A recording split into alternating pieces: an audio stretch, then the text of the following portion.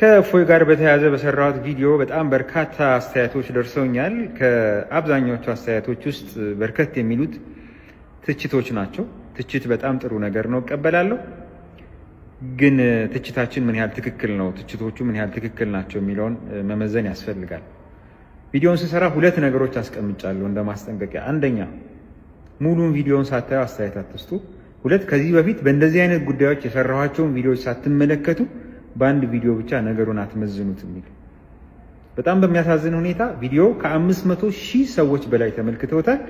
ግን ቪዲዮውን ሙሉን የጨረሱት 3% የሚሆኑት ናቸው። ይሄ የሚነግረን ነገር አለ።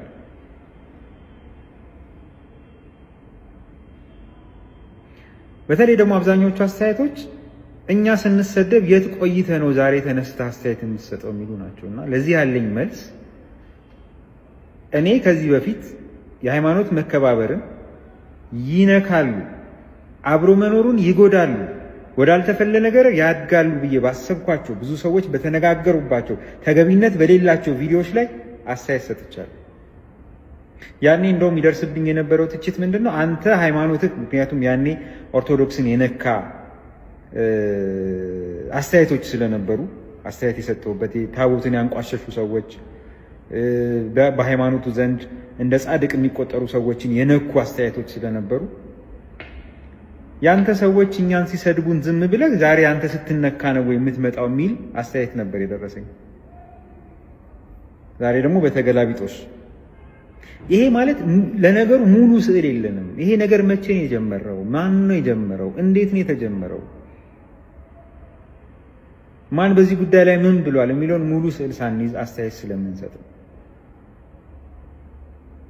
ኦዲት እንደራረግ ከተባለ ከደሙ ንጹህ ሆኖ እጅን የሚታጠብ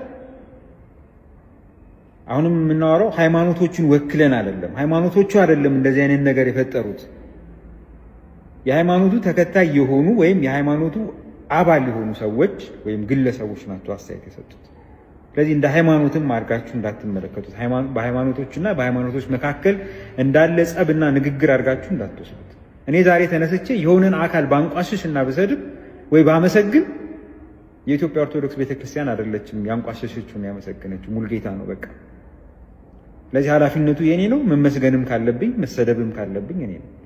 ስለዚህ ከዚህ በፊት የተሰጡ አስተያየቶችን በዛ መልኩ መረዳት ግን ዳፋቸው ጦሳቸው ግን እንደ ሃይማኖት ጠቅላላ ስለሚሆን ይሄ ችግር ደግሞ ደጋግሞ የመጣ ረጅም ጊዜ ያስቆጠረ በዚሁ የሚቀጥል ከሆነ ወደ ሌላ አደገኛ ነገር የሚሸጋገር ስለሆነ እንዴት አድርገን እናቁመው የሚለው ላይ እናውራ።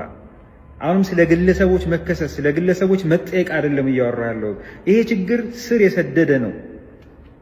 አያርምም፣ አያንጽም። እንዴት እንፍታው ነው ሐሳቤ። ደግሞ ከጓደኞቼ ጋር እንዳንድ ሐሳብ ስለዋወጥ ከነዚህ ችግር ካለባቸው ሃይማኖቶች ውስጥ ያሉ ይሄ ችግር አሁን ማውራው ችግር ያለበት አካል ያሉበት ሰዎች ያሉ የህግ ባለሙያዎች ተውጣተው እነሱ በአግባቡ ወክለዋቸው መግለጫ ተሰጥቶ ከዚህ በኋላ እንዲህ አይነት ነገሮች እንዳይደገሙ ተደርጎ ከዚህ በኋላ ግን እንደዚህ አይነት ነገሮችን የሚደግሙ ሰዎች አውቀው ተረድተው ይህን ነገር የሚያደርጉ ሰዎች ደግሞ በህግ የሚጠየቁበት። ምክንያቱም አሁን በህግ እንጠይቅ ብለን ብንነሳ ለቁጥር የሚታክቱ ሰዎች ናቸው በዚህ ጉዳይ ውስጥ ተጠያቂ የሚሆኑት። እንደ ሐሳብ ነው እያቀረብኩ ያለው። ከዛ ውጭ በታረመ አንደበት የሚደረጉ ሃይማኖታዊ ክርክሮች፣ የሐሳብ መለዋወጦች እደግፋለሁ። ህገ መንግስታዊ መብት ነው፣ ተገቢ ነው። አንዱ ስለ አንዱ እንዲያውቅ ለማድረግ ትክክለኛው መንገድ ይሄ ነው። ግን ስናወራ ስንናገር በታረመ በተከበረ መንገድ ጉዳዩ ሃይማኖታዊ ጉዳይ ነውና ሃይማኖታዊ በሆነ ጉዳይ ላይ እያወራን እንዴት እንሰዳደባለን? እንዴት አንዳችን እናንቋሽሻለን? በእርግጥ አምላካችን እንዲህ አይነቱን ክርክር ይፈልገዋል ወይ? የኔ ይበልጣለሁ፣ የኔ ነው አንደኛ፣ ያንተ የተዋረደ ነው የሚል አቀራረብ ምን ያህል የታነጸና ሃይማኖታዊ ነው የሚለውን መጠየቅ አለብን ብዬ አስባለሁ።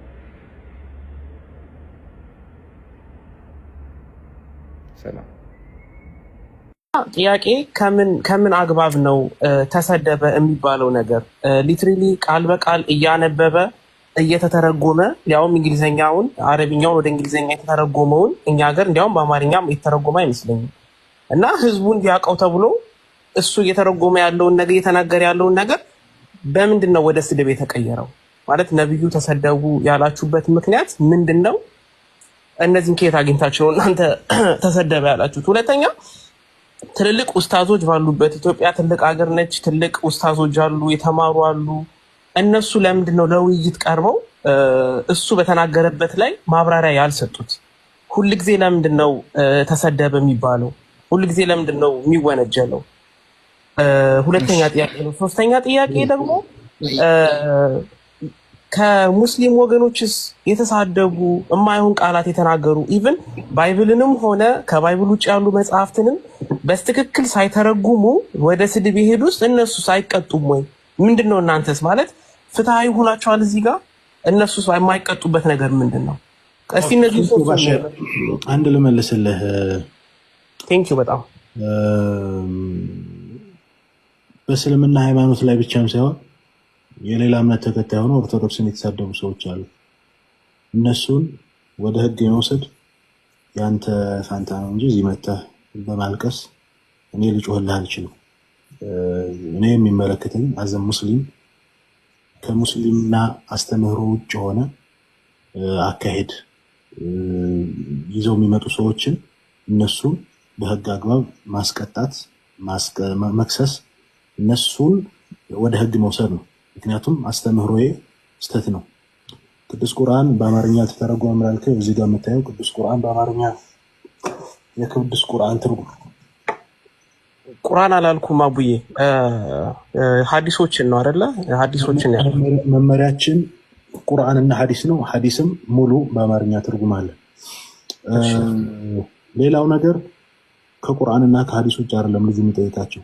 ከየት አምጥቶት ነው ካልከኝ ምናልባት ካስተዳደጉ ይመስለኛል። ስለ ቆለጥ፣ ስለ ብልት፣ ስለ ወንድ ልጅ ስፐርምና ፈሳሽ እስልምና ውስጥ የለም። ምናልባት እናንተ ውስጥ ይኖራል ብዬ አላስብም። እሱ በሚያስተምርበት ልክ ይኖራል ብዬ አላስብም። ያው አስተዳደጉ ነው። ባለጌ ነው ልጁ። ለብልግናው ደግሞ ምን አይነት መልስ ትሰጡታላችሁ እናንተ ሙስሊሞች ካልከን ኡስታዞቻችንን አምጥተን ቆሻሻ ጋር እናነጋግርም፣ በህግ መልስ እንሰጠዋለን። አመሰግናለሁ ወንድሜ። እሺ ቴንኪዩ አቡ። ግን አሁን እሱ ከራሱ ጽፎት አይደለም፣ በትክክል የተጻፉትን ነው እያነበበ ያለው። ከራሱ የጨመረው ነገር የለም። ስለዚህ በትክክል ለመሆኑ ማስረጃ ምንድን ነው? አንተ ለምሳሌ ነው ከተናገራቸው ንግግሮች ውስጥ አንድ ላውጣልክ። ለምሳሌ ላውጣልክ።